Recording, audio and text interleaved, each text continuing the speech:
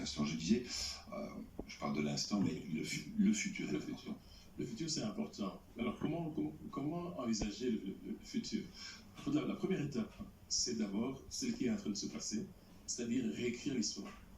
Réécrire l'histoire entre les deux pays, que cette histoire soit partagée, aussi bien du côté belge que du côté congolais, pour avoir la même lecture. Lorsqu'on a la même lecture, cette histoire, on a une modification au niveau des rapports que l'on a entre les deux. C'est à partir de là, de mon point de vue. Donc, à partir de là, en construisant, en réécrivant cette nouvelle histoire, en fait, on a une conséquence sur la perception des relations que l'on a. Parce que maintenant, on peut dire véritablement, on va commencer maintenant à parler correctement, puisque quand on n'a plus, entre guillemets, les fardeaux qu'il y avait avant, puisque je vous rappelle, par exemple, on appelait ça le contentieux belgo-congolais à l'époque de Mobutu. À chaque fois qu'il y avait un petit souci, c'était le contentieux. Formule de communication. Voilà, le communication de crise. Et alors, ce contentieux, chaque fois, arriver chaque fois à des moments où perturber les relations. Et là, je pense qu'en ayant déjà... Voilà, on va assister à un moment de recueillement. Les différentes personnalités se lèvent. Ghislaine Kounda, vous êtes sur place. Vous pouvez donc nous dire non seulement quelle est l'atmosphère à l'instant même, mais surtout quels sont les invités importants. Il y a évidemment les membres de la famille, et on a dit Alexander De Croo et le Premier ministre congolais vont s'entretenir avec Ghislaine. Oui, alors tout à fait, là nous sommes dans la galerie des glaces, dans un moment extrêmement recueilli. La famille est toujours dans la salle où la relique dans son coffret sera remise en bière. Alors le gouvernement a accordé pas moins de 75, entre 75 et 80 places pour les invités, pour 3 délégations. La première, eh bien, évidemment, c'est 26 personnes de la famille Lumumba. Alors parmi la famille Lumumba, donc il y a bien sûr François, le fils né d'un premier mariage, il y a aussi Juliana, Roland. Et là maintenant, je suis désolée, on me demande de ne plus parler parce qu'il y a justement ce moment de recueillement. Donc je veux bien vous expliquer les invités qui seront là à l'instant. On imagine bien que vu l'importance du moment, il faut faire silence. Donc cette mise en bière va avoir lieu lors d'une... La dépouille est en train d'être... cérémonie privée. Voilà, on a la dépouille. Je vous propose pendant quelques instants, en tout cas, de ne pas parler. On commentera ça après-midi.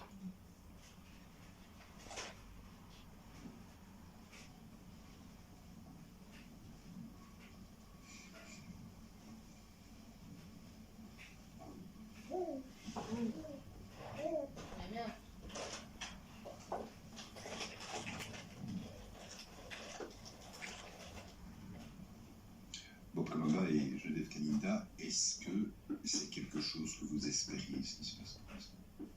Je dois avouer que je ne l'espérais pas. Je ne l'espérais pas, surtout en analysant en fait l'histoire et en analysant le contexte dans lequel on s'est trouvé avant.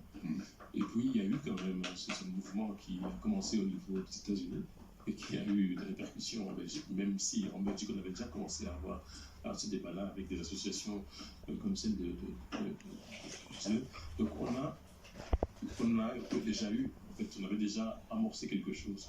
Mais ce qui s'est passé aux États-Unis avec Black Lives Matter a permis, entre guillemets, de pouvoir accélérer. Alors, ce qui est aussi important, c'est qu'il y a eu quand même aussi appropriation par les Belges, les jeunes surtout, qui se sont appropriés quand même cette dynamique. Et cette appropriation a permis de pouvoir faire évoluer l'opinion publique belge. Et en faisant évoluer l'opinion publique belge, toute autorité politique doit aller dans le sens de son opinion.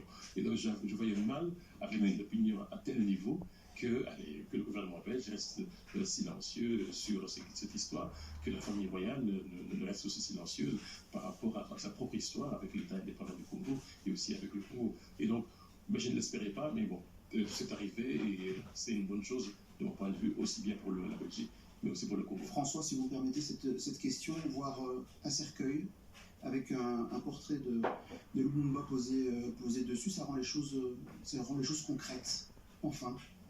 Absolument. Et pour répondre à la question, Notre souhait a toujours été que la mémoire de Patrice Lumumba soit ravivée, qu'on fasse la lumière sur cet assassinat. Merci, vous pouvez vous rasseoir. Oui, excusez-moi. Et donc oui, ça a été un souhait finalement de voir cette mémoire réhabilitée. Alors, Attendez, puisque vous commencez. We zijn hier vandaag samen ter gelegenheid van de teruggave Nous van sommes rassemblés ici à l'occasion de la restitution de la dépouille de Patrice Emery Lumumba à sa famille. Ministre, mesdames et messieurs, en vos titres et qualités, nous sommes rassemblés ici pour la restitution de la dépouille de Patrice Emery Lumumba à sa famille et à la République démocratique du Congo. Ik nodig de Belgische eerste minister Alexander De Croo en de Congolese Jean-Michel Sama Lukonde. Voyons si c'est authentique et fidèle à la République. D'abord, Alexandre De Croo.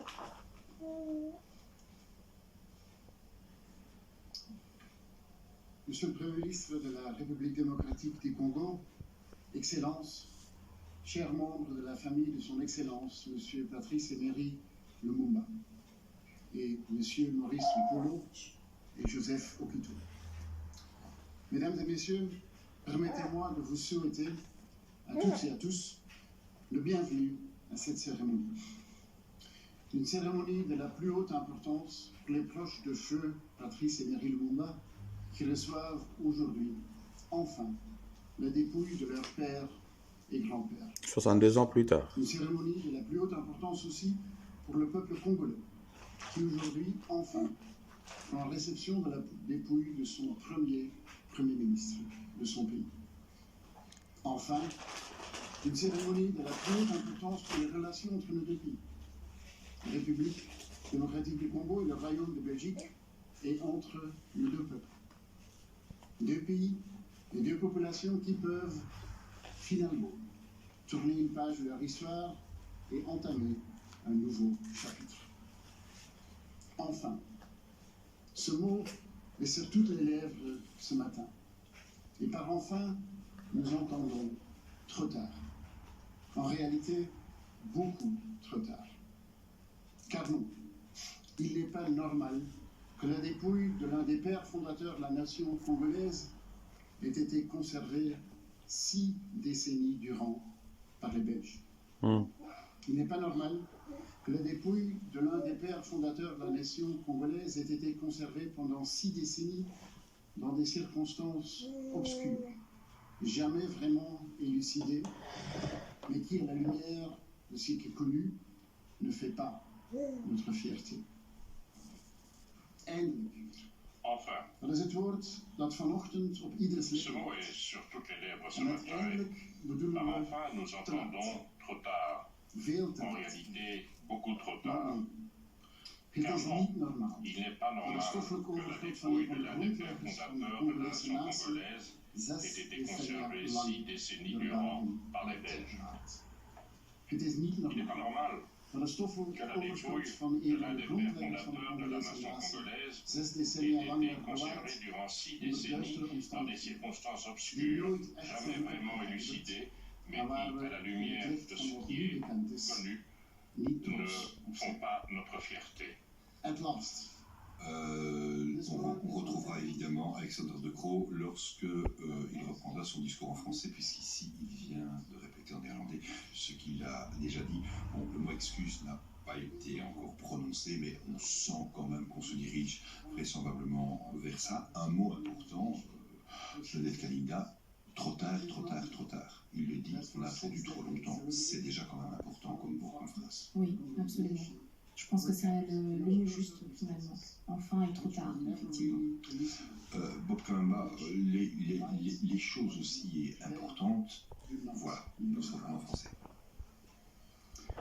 La dépouille de Patrice Emery Lumumba n'est entrée en possession des autorités judiciaires de notre pays qu'en 2016.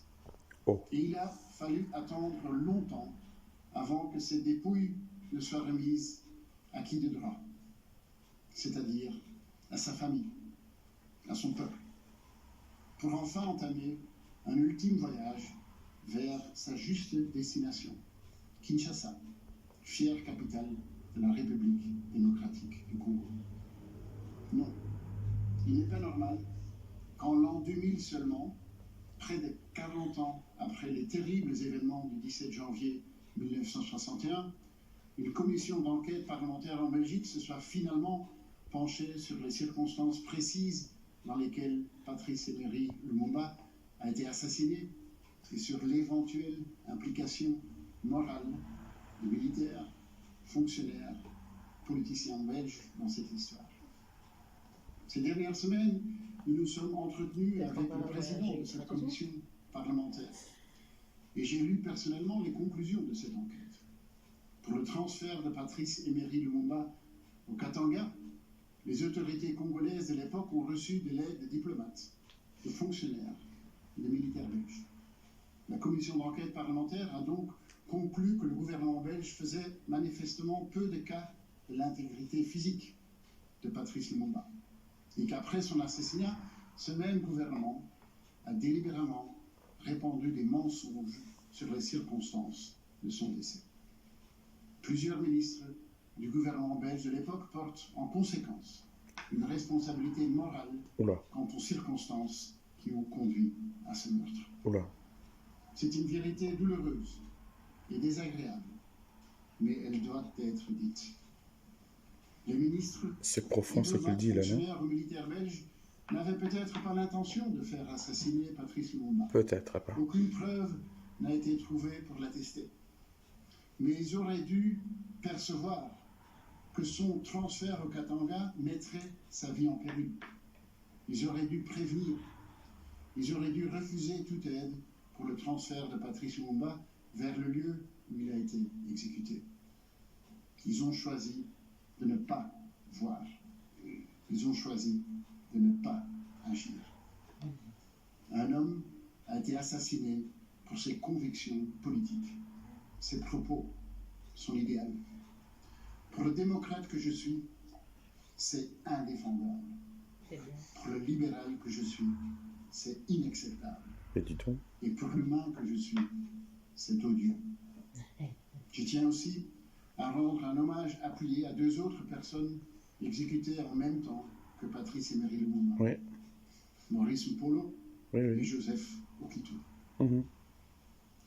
Cette responsabilité morale du gouvernement belge, nous l'avons reconnue.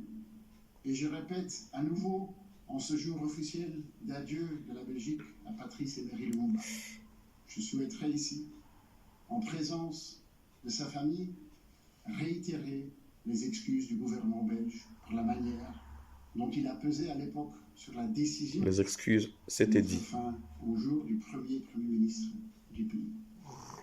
Il y a 20 ans, le ministre des Affaires étrangères, Louis Michel, avait exprimé ses profonds regrets à la famille et au peuple congolais.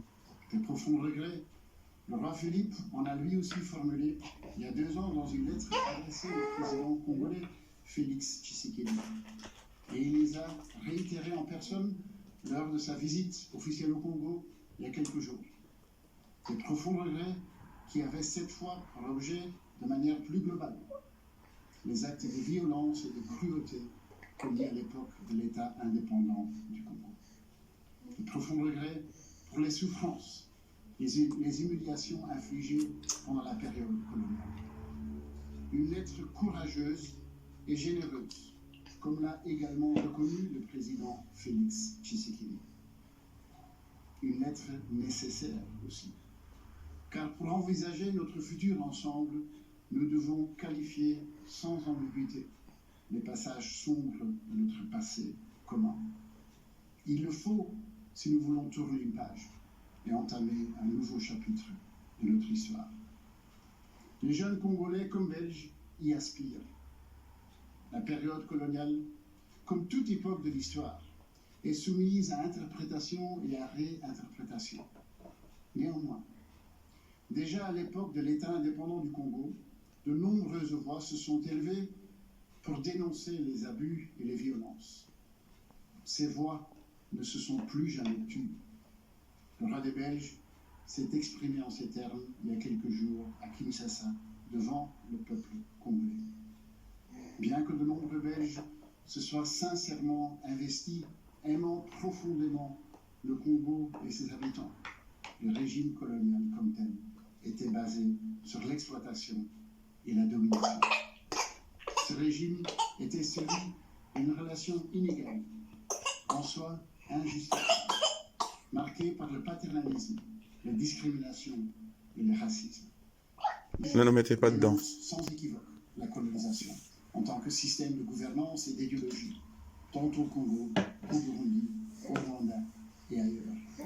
Ce système a mené à de graves violations des droits humains, des discriminations en tout genre, et une perception des Africains par certains Belges totalement inadéquate. La perception inappropriée que certains ont développée à l'époque vis-à-vis Bongani en première place. des traces jusqu'à ce jour. Tout en bleu. Et se manifeste par des actes de racisme qui vivement le racisme. Il est plus que temps d'y mettre un terme définitif. Comme toutes les formes de discrimination, le racisme est non seulement dommageable à celui qui en est l'objet, mais également à celui qui en est l'auteur.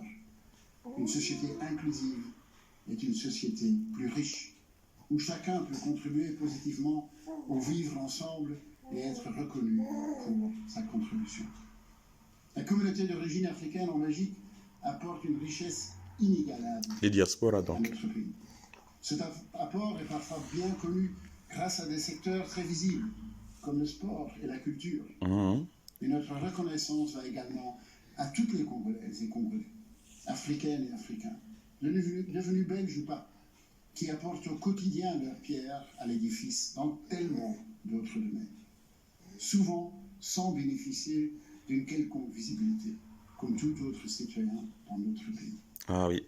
Nous pensons aussi que les Belges actifs en RDC ont cette même approche. Ces Belges, ces Congolais et ces Congolaises contribuent toutes et tous à ce lien unique. D'où la question de double nationalité aux Congolais d'origine Un congolaise. lien qui va au-delà de l'amitié, D'office. qui s'inscrit dans une approche à long terme, tournée vers l'avenir. L'accès facilement au visa. Qui nous permet de nous regarder avec un respect et une franchise renouvelée, au bénéfice commun de nos populations. Monsieur le Premier ministre, Mesdames et Messieurs, nous commémorons aujourd'hui le terrible assassinat de Patrice Emery Lumumba. Nous nous inclinons devant sa mémoire, devant le poids historique de cet homme pour son pays et pour son continent. Sa contribution majeure à la renaissance africaine et panafricaine. Malgré la solennité de l'événement dont nous honorons aujourd'hui la mémoire, c'est aussi avec un message empreint d'espoir et de confiance à l'avenir que je souhaite clôturer cette cérémonie. Les jeunesses belges et congolaises sont pleines de ressources, de talents, et sont ouvertes aux autres. Elles continueront à porter ces liens qui unissent nos deux peuples, dans les moments difficiles comme dans les moments de réjouissance. Notre engagement pour les années à venir vis-à-vis de la RDC reste guidé par la ferme volonté de soutenir le processus de stabilisation et de démocratisation du pays, avec un attachement profond aux principes de démocratie et de stabilisation, et le respect des droits et des principes démocratiques. Les avancements dans les droits humains, en particulier pour les femmes et les enfants, comme la bonne gouvernance. Vandaag herdenken we de Coma Radio. Merci.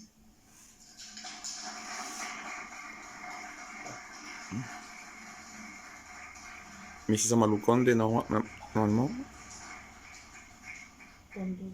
Oui, nous allons entendre normalement Do, puisque Alexandre de Et c'est là qui change tout. Ses excuses, on en parlera avec nos invités. Monsieur le Premier ministre du Royaume de Belgique, Madame la Présidente de la Chambre des représentants, Madame Hélène Tillieu, Messieurs et Mesdames les députés et sénateurs, Mesdames et Messieurs les membres des gouvernements belges et congolais, Mesdames et Messieurs les ambassadeurs et membres des corps diplomatiques, Mesdames et messieurs, membres de la famille du Premier ministre, Patrice Emery Lumumba, Mesdames et messieurs, en vos titres et qualités respectifs, l'émotion est forte en prenant la parole aujourd'hui, en ce lieu chargé d'histoire, ce palais d'Egmont qui a accueilli les pères de l'indépendance congolaise il y a exactement 62 ans, à l'occasion de la table ronde de Bruxelles, ayant conduit la République démocratique du Congo à sa souveraineté internationale. Parmi les protagonistes de l'histoire de la décolonisation de notre pays, figurait justement l'un de ceux dont la mémoire nous réunit ce jour. Je cite Emery, Patrice Emery Lumumba, notre héros national. Mandaté par le président de la République démocratique du Congo, son Excellence, M. Félix Antoine Tshisekedi Tshilombo, au nom du peuple congolais et à celui du gouvernement que je dirige, je suis venu recevoir solennellement, aux côtés de ses enfants et petits-enfants, la dépouille du Premier ministre de la République démocratique du Congo. Dépouille autour de laquelle son peuple organisera dans les heures qui suivent le deuil national qui n'a jamais pu avoir lieu. La date du lundi 20 juin 2022 en Belgique, comme en République démocratique du Congo, entre désormais dans les annales de l'histoire commune de nos deux pays. Le retour de Patrice Emery Lumumba dans son pays permet à coup sûr à la République démocratique du Congo de recouvrer un des maillons essentiels de sa mémoire nationale, fragmenté par la tragédie de sa disparition. Au-delà de la République démocratique du Congo, c'est tout un continent, l'Afrique, qui célèbre le retour de l'un de ses dignes fils. Et au-delà même de l'Afrique, c'est l'ensemble du monde épris de liberté qui salue cet événement, en même temps qu'il doit se réjouir et se féliciter des hommages que nous rendons à ce grand combattant de la liberté et de la dignité de l'homme, quelle que soit sa condition. Monsieur Patrice Emery Lumumba restera marqué dans le collectif commun du monde. Au nom du gouvernement congolais, je dois reconnaître la volonté politique du gouvernement belge. Il en fallait beaucoup pour arriver à ce moment. Vos propos l'ont si bien rappelé, Monsieur le Premier ministre. Je voudrais en même temps saluer les efforts des institutions à travers le monde ainsi que l'engagement des personnalités qui se sont investies dans l'aboutissement de ce processus de haute portée historique. Dans cette journée constitue l'épilogue, nous ne pouvons parler de Patrice Emery Lumumba sans nous remémorer ses deux compagnons, Maurice Mpolo et Joseph Okito, qui, comme lui, ont perdu la vie dans des conditions tragiques. La lutte pour l'indépendance, la souveraineté nationale et internationale, point de départ de la prise en main de notre destin, demeure incontestablement les motifs pour lesquels ils sont morts. Ils ont été admis récemment dans l'ordre des héros nationaux Kabila Lumumba, au grade de grand officier. Aux côtés de leur famille, le gouvernement de la République se tient pour que justice leur soit aussi rendue. Le régime colonial a été un système basé sur l'exploitation et la domination, marqué par une relation inégale, injustifiée et par le paternalisme, a plombé les années qui ont suivi l'indépendance et ont eu une incidence sur l'avenir de notre pays. Le travail de la commission parlementaire sur le passé colonial nous édifiera davantage sur cette page douloureuse de notre histoire. En février dernier, à l'occasion de la visite à vos côtés du musée royal de l'Afrique centrale, le musée de Tervuren, Monsieur le Premier ministre, j'ai reçu de vos mains la liste des œuvres d'art qui doivent nous être restituées et la remise symbolique par le roi au président Félix-Antoine Tshisekedi du masque Soukou marque incontestablement notre volonté commune de nous réconcilier avec notre histoire et de scruter dans la sérénité et sans complexe l'avenir de nos rapports. Monsieur le Premier ministre, Mesdames et Messieurs, évoquer Lumumba aujourd'hui avec nos jeunes générations, c'est rappeler son combat, son rêve de faire de la République démocratique du Congo un pays moteur dans le développement de l'Afrique, par sa position géostratégique en plein cœur de l'Afrique, par sa diversité et sa richesse. 30 juin 1960, Lumumba lui-même soutenait, je cite, « Nous allons faire du Congo le centre de rayonnement de l'Afrique tout entière. » Une conviction qui rejoignait celle d'autres illustres figures panafricaines, telles Frantz Fanon, Aimé Césaire, Cheikh Anta Diop, Kwame Nkrumah.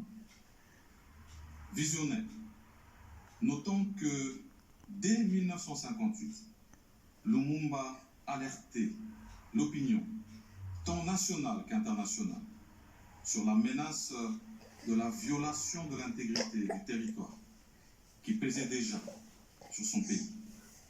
Il est le premier homme qui emploie le vocable balkanisation, concept sur lequel aucune Congolaise, aucun Congolais ne peut jamais transiger.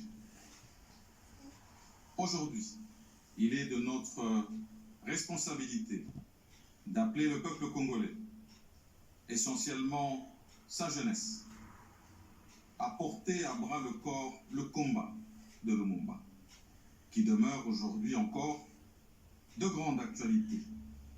Combat de protection et de préservation de l'intégrité territoriale. Combat pour ne jamais trahir la République face aux convoitises extérieures. Cette intégrité territoriale à laquelle tient aussi la Belgique et que vous, comme le roi, avez si bien rappelé en ce moment précis où notre pays fait face à une nouvelle agression rwandaise, oui, avec son lot d'atrocités.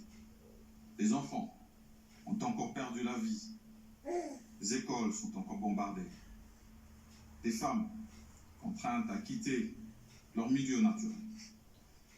Depuis plus de 25 ans, la normale est devenue normale.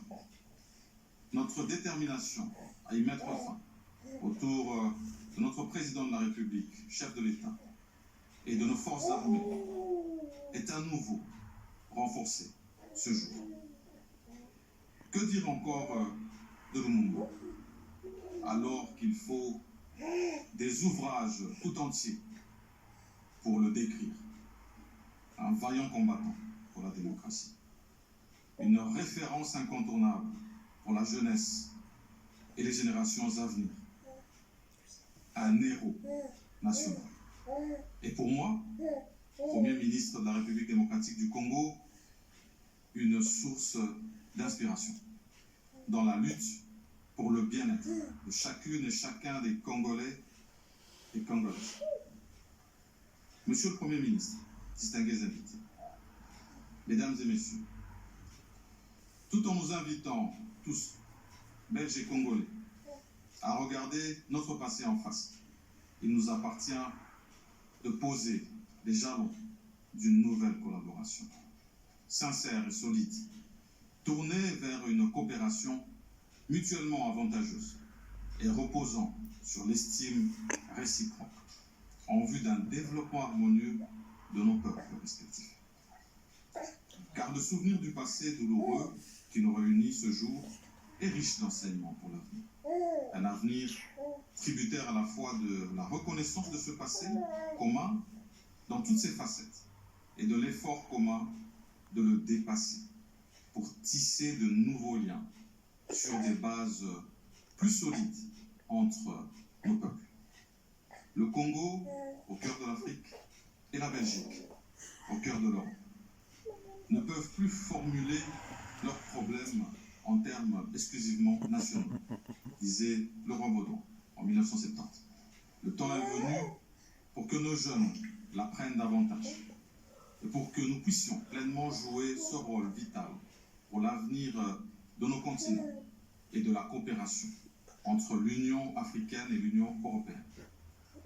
Monsieur le Premier ministre, c'est dans ce sens que lors de votre récent séjour à Kinshasa, la suite de la visite de Sa Majesté le roi Philippe, nous avions eu l'occasion, tous deux, d'explorer sans complaisance les domaines de coopération futurs. Tous deux, nous avions... Excellence, Monsieur le Premier ministre, Excellence, Mesdames et Messieurs, en vos grades et qualités. Il a les yeux, pas tout ce moment. Père, nos cœurs enseignés 61 années durant. Nous, tes enfants, tes petits-enfants et tes arrière-petits-enfants. Mais aussi le Congo, l'Afrique et le monde. Nous pleurions ta disparition sans avoir fait de raison funèbre. Père, comment es-tu mort? On ne sait pas. Quand es-tu mort? On ne sait pas. Où as-tu été assassiné?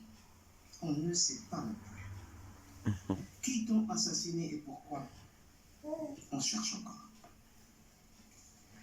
Tout ce que nous savons, Père, c'est que tu as été condamné par tes bourreaux à demeurer un défunt sans inhumation, un corps sans chair ni ossements, une âme en perpétuelle errance, un héros sans panthéon, un objet sépulcral sous séquestre de la justice, sans l'ombre d'une tombe pour le repos éternel, n'ayant qu'une date comme tombeau, le 17 janvier 1961. Il y a 2 ans, le 30 juin 2020, nous avions écrit à Sa Majesté le roi Philippe de Belgique. Nous lui avons dit que notre responsabilité d'enfant, notre devoir de descendant, devenu maintenant aussi père et mère, c'était de rendre hommage à notre père, à notre géniteur, en lui offrant une sépulture digne du sang qui nous a légué. Ce précieux sang qui circule dans nos veines, la réponse du roi, c'est la cérémonie solennelle de ce jour. Au nom de la grande famille Lumba, éplorée, j'adresse une parole de remerciement et d'infinie gratitude à Sa Majesté le roi Philippe. Il a montré, dans ces tristes conjonctures, un remarquable intérêt affectueux pour notre Père et a manifesté un profond regret pour son abominable sang. Distingués invités. De la réception de notre lettre ouverte au roi, le 30 juin 2020, à la cérémonie solennelle de ce jour, nous avons été agréablement surpris par les délicates attentions du gouvernement du Royaume de Belgique, à travers tant de son ambassade à Kinshasa que du Premier ministre ici à Bruxelles. Vous avez allégé notre fardeau, adouci nos amertumes, et méritait bien justement notre profonde reconnaissance. À cette heure mémorable, notre infinie gratitude va aussi à son Excellence M. Félix-Antoine Tshisekedi Tshilombo, notre président de la République, ses mots si avenants, sa main tendue, toujours si prompte, et ses fraternels messages. Tout nous a été d'un grand réconfort. Au peuple de la République démocratique du Congo et de l'Afrique, nous disons la main sur le cœur. Ouvrez-lui le sanctuaire de la paix. Daignez lui accorder la couronne que vous lui avez préparée dès le lendemain du 17 janvier 1961. D'ordinaire, le nom de Patrice Emery Lumumba revient en ritournelle chaque fois que l'on parle de la décolonisation de l'Afrique et de la souveraineté des États africains. Mais ce jour, nous souhaitons que soit mis à l'honneur l'essentiel de ce qu'il incarne, c'est-à-dire ce que sa vie inspire, ce que l'illustre personnage doit nous inspirer, à savoir l'ardeur au travail et l'amour du travail bien fait, la priorité donnée à la compétence et à la dignité, le désintéressement et le patriotisme dans la gestion de la chose publique, le sens de l'intérêt général dans la conduite des affaires de l'État, la droiture et l'obsession de l'unité nationale. Ce sont ces valeurs qui ont conduit cette vie. Puisse-t-elle devenir la référence en République démocratique du Congo et en Afrique. Plus que jamais, nous en avons besoin. Oui, Patrice Lumumba incarnait tout cela, mais il incarnait plus encore. Dans ce plus, il y a une qualité rare qui force l'admiration, celle d'un homme du consensus. Mais pas n'importe quel consensus. Pas un consensus mou et trouble, mais un consensus de conviction et des étapes décisives de sa brève et bouleversante vie. Voilà Bakole, artiste et musicien.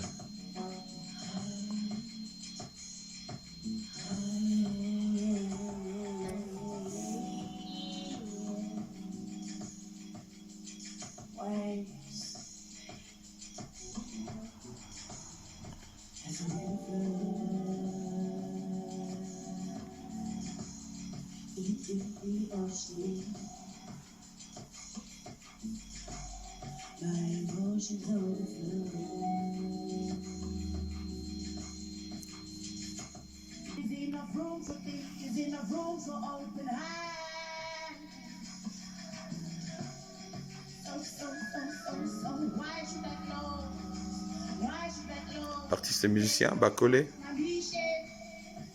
Après Bakole le boxeur, Bakole la chanteuse et les producteurs de MC Pogno aussi, on va le dire.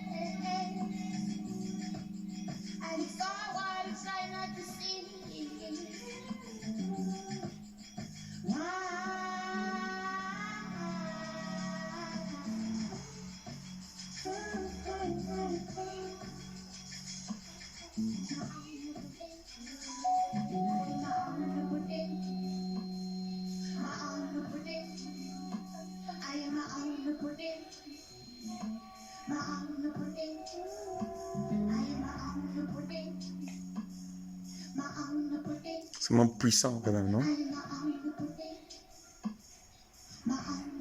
Quelle voix, dis donc.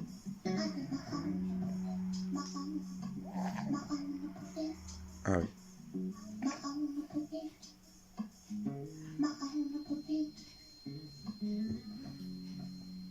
Ah, il va coller.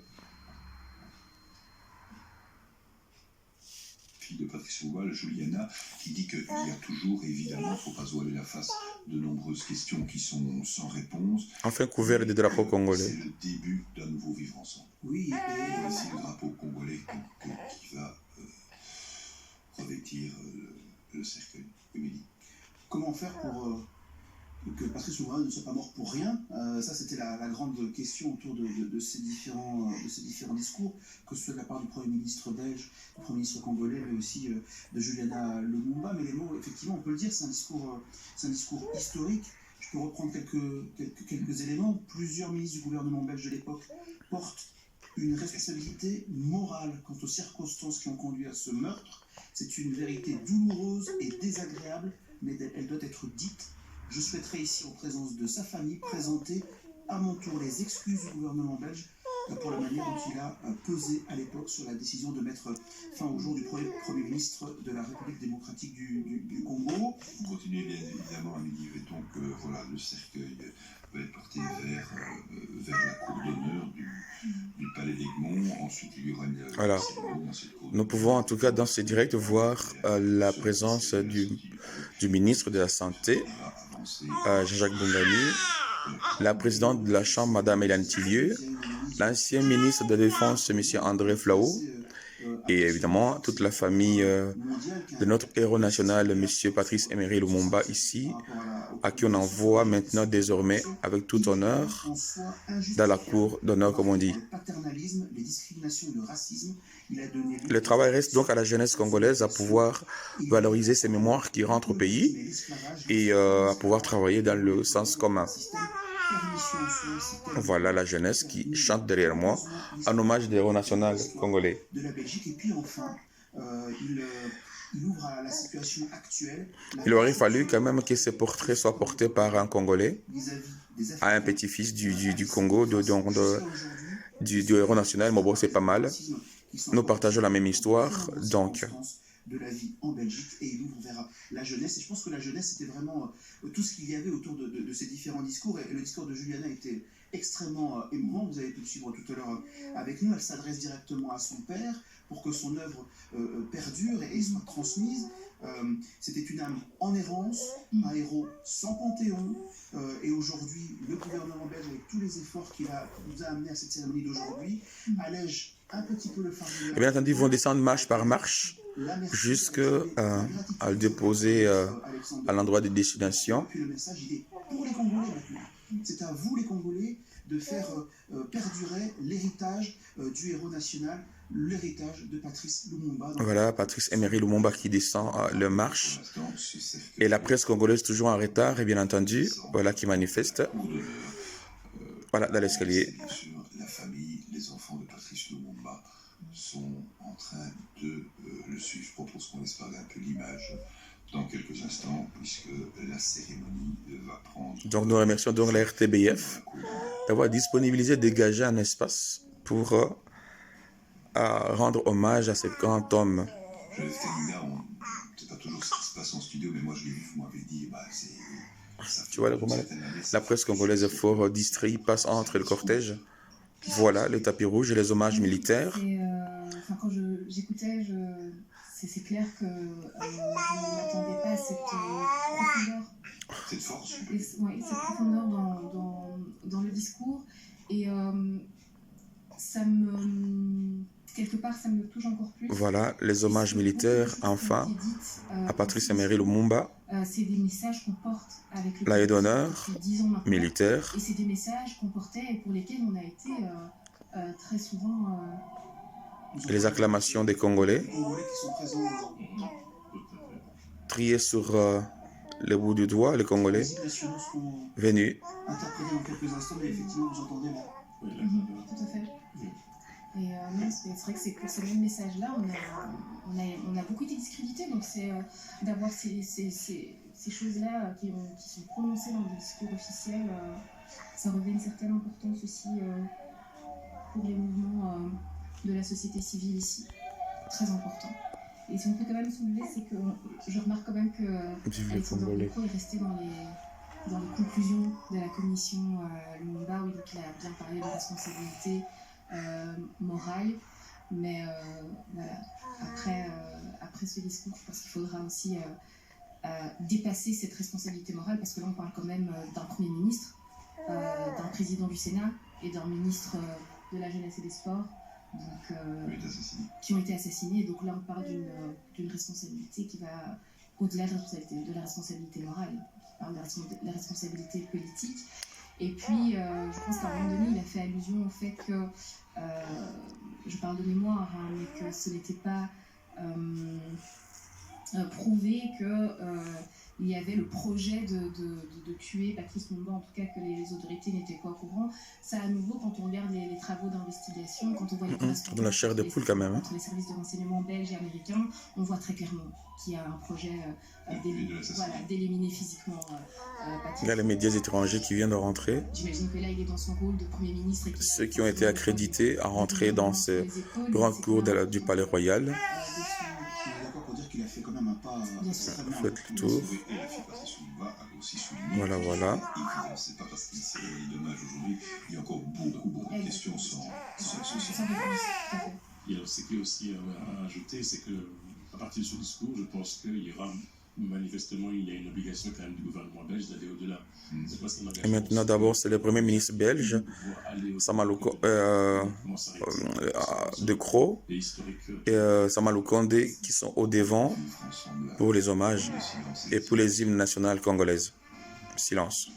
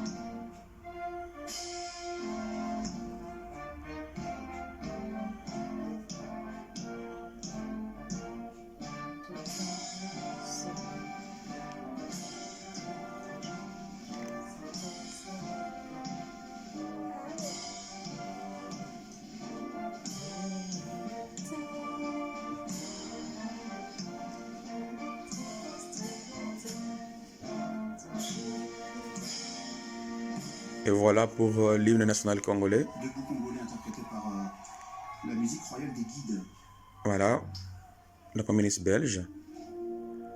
Ah, la brambe sonne quand même aussi. Silence.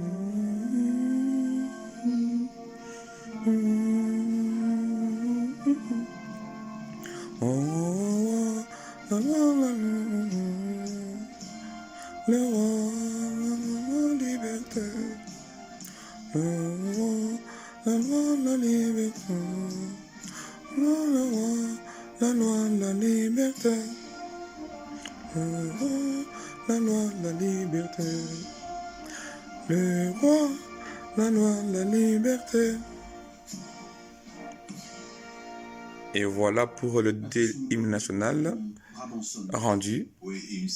C'est plus fort que le pardon attendu par les Congolais. C'est beaucoup plus officiel, à je pense. l'ambassade du Congo, car comme l'a dit le Premier ministre Alexander De Croo, on remet évidemment ses dépouilles à sa famille, mais aussi... Un troisième rangée, vous verrez Madame Hélène Tillieu, présidente du Chambre des représentants. Et cette cérémonie se caractérise. Derrière, je pense, c'est le ministre des Santé congolais présent. Il y avait eu, et d'autres Gotha de l'administration congolaise ici présents. Ici, c'est les hommages cette remise allait se faire pour le lever de corps. juste à la famille et que ça allait partir très discrètement. Et on était aussi monté au créneau pour dire qu'il fallait que... c'est quand même La dépouille, on ne sait pas s'il va avec le drapeau congolais dessus. Une cérémonie officielle pour son départ et là on y est. Voilà, c'est officiel. L'héros national congolais peut rentrer dans la mémoire et reposer en paix définitivement. Et que le combat reste en effet entier, comme l'a dit ici M. de Brigorde. C'est quelque chose qui va... C'est un déclencheur pour vous, ce qui s'est passé aujourd'hui. C'est un déclencheur pour le futur, pour l'explication, pour la pédagogie. Je dirais plutôt que ce serait un booster. Plutôt un booster, parce que là, ça nous conforte dans l'idée que le combat qu'on mène, il est juste et il est noble, comme celui que Patrice Lumumba menait, et qu'en fait, on doit continuer, qu'on est dans la bonne direction. Donc, ouais. Voilà, comme je le disais, les drapeaux accompagnent la dépouille de notre héros national à tous les deux, mémoire belge et congolaise. Les applaudissements Milolo Ponaba Congolais Bada Libanda. Vont permettre aux Congolais de la diaspora de lui rendre hommage à partir de ce soir et demain il rentrera au pays en faisant un tour à travers le pays, notamment dans sa ville natale pour recommencer et puis enfin... Bon, bien entendant, les revendications en dehors du Palais Royal, les revendications on entendra d'être très loin, bien sûr, mais pour le compte de la Belgique, c'est fait. Ce transfert, ça veut dire aussi que le gouvernement congolais doit s'approprier maintenant de son côté aussi ce combat et puis essayer de faire sa part, entre guillemets, sa part. Dans le pont de Fournière a sorti sa plus belle de limousine Corbière pour l'accompagnement, la conduite de ce corps. Est-ce qu'il va représenter dans Samalo Kondé, le futur, je vous pose la question à Alexandre De Croo, est-ce qu'il va représenter une page importante par rapport à une situation difficile, situation politique difficile? On voit ici donc le cercueil qui quitte le palais des Glorieux. Ah voilà le Congo qui s'impose. Midi qui va donc se rendre Les Congos qui s'imposent en tout cas. Congo avant de repartir. Bien entendu.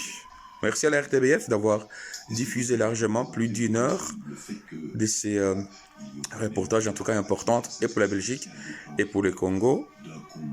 Voilà cet homme qui a brandi et qui a défié l'injustice au prix coûtant en versant son sang.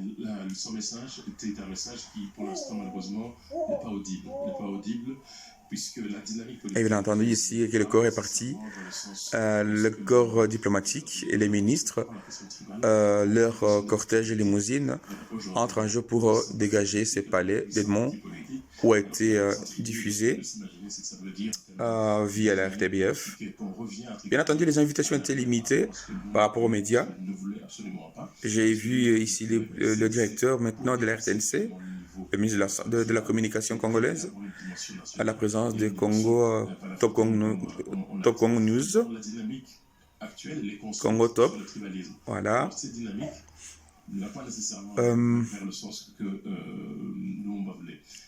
Cette présence ici, vous attendez la voix de Bob Kabamba, qui est constitutionnaliste, voilà, donc voilà.